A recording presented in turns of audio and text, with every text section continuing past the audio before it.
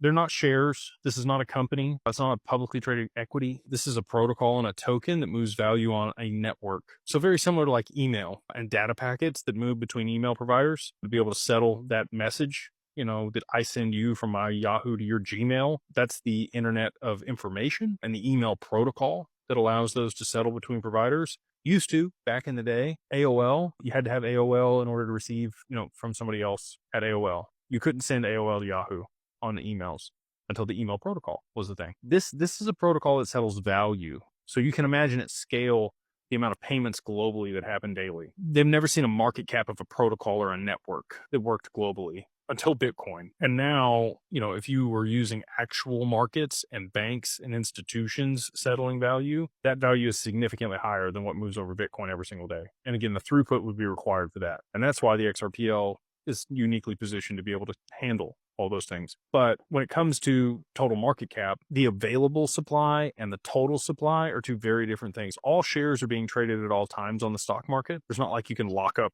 shares. I guess you could borrow margin against them, but just like Bitcoin, like I think Satoshi's going to move his Bitcoin also. So watch for that. That's going to be a sign of the end for Bitcoin, but that's 1.098 million Bitcoin that's locked up in those 20,000 wallets that has never moved. It's not available. Can't trade it. Same thing for XRP. There's over 48 billion XRP in Ripple's escrow, not tradable. So, if you just took that off the table, you got 52 billion in available supply, but that's not what's available on exchanges.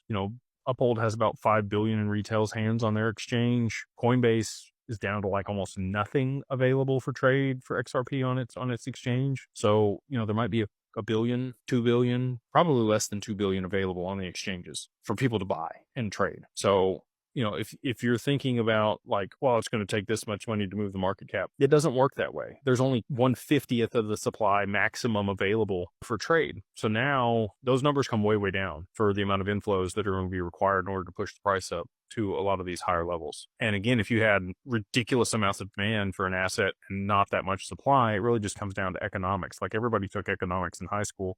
Supply and demand drives price. And the market cap is going to look kooky to people. It's going to be numbers that we've never seen before. But like 10 years ago, if you told somebody that there was going to be $1 trillion company, they'd have called you crazy. And now we have multiple $1 trillion companies. So it's not that crazy to me to think that these protocols could be worth quadrillions, pendants over the long term if they're moving all the value globally. And that's what's being settled over the network.